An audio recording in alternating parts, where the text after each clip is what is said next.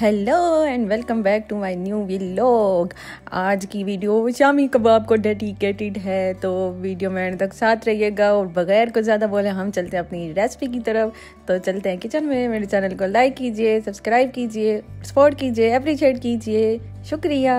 ये हुआ मैजिक और हम पहुंच गए किचन में। यहाँ मेरी मामा बिल्कुल टिपिकल सराइकी अंदाज में शामी कबाब बना रही हैं। हम बना रहे हैं बीफ में शामी कबाब। आप मटन में भी बना सकते हैं, चिकन में भी बना सकते हैं। मामा ने कुकर के अंदर प्याज डाले हैं, उसमें ये सूखी मिर्च सब्ज़ मिर्च को सुखा के ना उसको रेड कर लिया। वो सूखी मिर्च हो गई है और भी ज़्यादा तेज़ और तिखी हो गई है। ये जो चने की दाल है इसको तकरीबन 4-5 घंटे भिगो के रखा था, ये हम इसमें डाल देंगे। चने की दाल बहुत सख्त होती है, तो अगर आप इसको बीफ के साथ भी खड़ा कर देंगे तो ये गल जाएगी। चिकन हो तो फिर अलग अलग इनको गला लें। बीफ है तो क्योंकि हम बीफ यूज़ कर रहे हैं तो हम बीफ और चने की दाल दोनों एक साथ ही कुकर में डाल देंगे और ये दोनों साथ इकट्ठी ही गल जाएंगी। इसके अंदर हम डालेंगे सूखा धनिया, लाल मिर्च, हल्दी, साबित गरम मसाला और थोड़ा सा पिसा हुआ भी डाल सकते हैं। साबित गरम मसाला अगर किसी को मतलब कुछ लोगों को परेशानी होती है कि उनके निवाले में ना गरम मसाला जैसे लौंग, दालचीनी, तो आप ये कर सकते हैं। जैसे ही आप इसको पीसना स्टार्ट करेंगे तो थोड़ी मेहनत करके हाथ से वो जो गरम मसाला है वो निकालते रहें। या सबसे बेस्ट तरीका ये है, पोटली बना के डाल दें। वो जो मलमल के कपड़े के अंदर सारी चीज़ें मलमल होता है, नहीं मलमल नहीं होता, उसे क्या कहते हैं, हाँ शायद मलमल ही होता होगा, उसके अंदर पोटली बना के डाल देते हैं। और आजकल तो वो छोटी छोटी सी ना गैजेट्स भी आए हुए हैं, उसको भी आप यूज़ कर सकते हैं गरम मसाला डालने के लिए, तो कोई इशू नहीं है। इसके अंदर हम नमक डाला, ये साबित गरम मसाला है। हम क्या करते हैं, सारा गरम मसाला लेके ना उसको एक साथ पीस के स्टोर करके रख देते हैं। हम बाज़ार का यूज़ नहीं करते, घर का यूज़ करते हैं, क्योंकि घर का जो गरम मसाला आपके हाथ का पिसा हुआ होता है ना, वो बेस्ट होता है।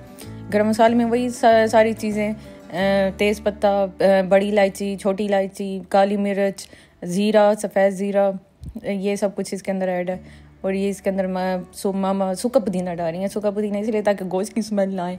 और अदरक लहसुन का पेस्ट भी हमने ज़रूर डालना है इसके अंदर, क्योंकि गोश्त की स्मेल मारना बहुत बहुत बहुत ट्रिकी चीज़ है। चिकन का तो कोई नहीं होता, जो बीफ होती है उसकी स्मेल ज़रूर ख़त्म होनी चाहिए, नहीं तो शामी कबाब ज़रा भी मज़े के नहीं बनते। सारे खड़े मसाले हमने इसमें ऐड कर दिए हैं।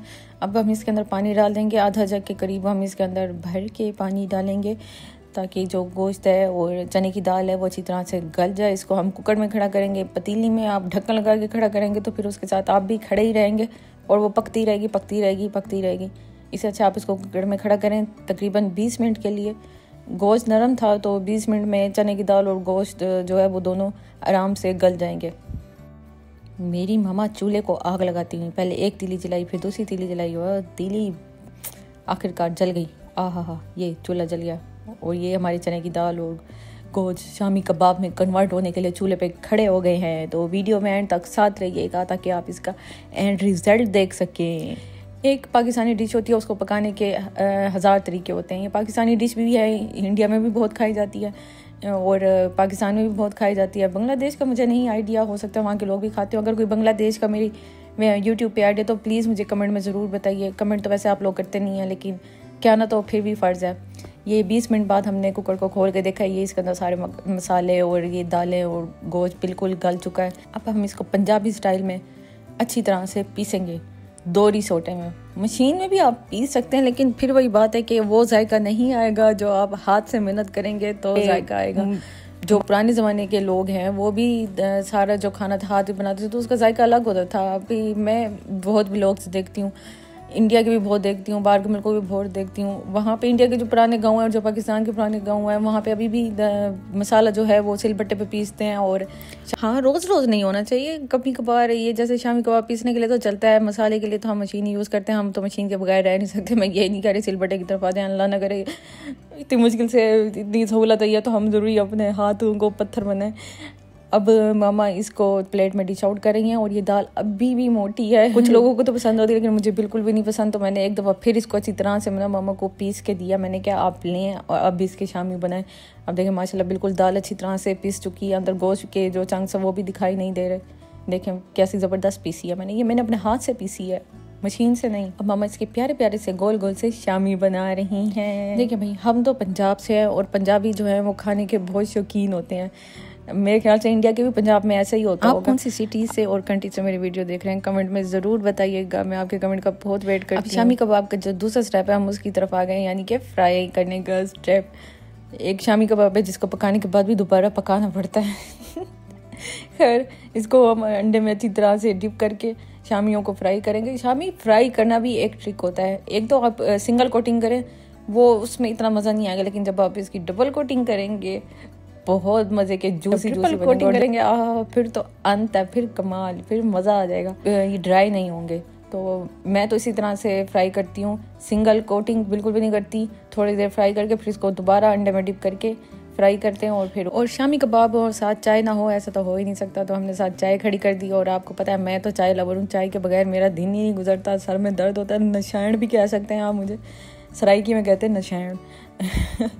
आप वो भी कह सकते हैं, मैं चाय के बगैर नहीं रह सकती।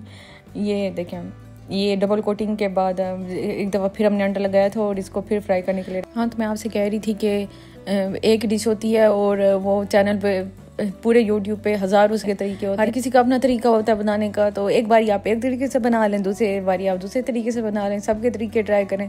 थोड़ा बहुत चेंज तो टेस्ट में आना चाहिए, क्योंकि हमारे खाने बस यही है, इसके अलावा हमारा खाना और नहीं हो सकता। तो ज़रा चेंज कर करके बनाएं। मेरी रेसिपी भी ज़रूर ट्राई करें, जहाँ पे आप और शेफ्स की रेसिपी ट्राई करेंगे वहाँ पे मेरी मामा की ये रेसिपी ज़रूर ट्राई करें, क्योंकि मेरी मामा जैसे बेस्ट खाने भी नहीं बना कोई। खैर सबकी मामा बहुत बेस्ट खाने बनाती हैं, मैं ये नहीं कह रही कि सिर्फ मेरी मामा, सबकी मामा बनाती हैं। तो आप मेरी मामा के भी खाने ज़रूर ट्राई करें। ये साथ मैंने मम्मी से कहा मुझे रोटी डाल दें, मुझे बहुत भूख लग रही है। मामा रोटी डाल रही हैं और मैं शामी बना रही हूँ, और जो तीसरा चूल्हा है उस पर हमारी चाय बन रही है। शाम का टाइम हो गया है, शाम का टाइम डिनर का टाइम है मेरा, उसके बाद मैं बिल्कुल भी खाना नहीं खाती। और ये हमारे शामी कबाब फाइनली बन के रेडी हो गए हैं। देखें माशाल्लाह इनकी कितनी अच्छी लुक आ रही है, और मुझे बहुत भूख लग रही थी। अब मैं अपना खाना इंजॉय करती हूँ। आई होप आपको मेरा आज का व्लॉग बहुत अच्छा लगा होगा। हमारे चैनल को लाइक करें, सब्सक्राइब करें, शेयर करें। अल्लाह हाफिज़, बाय।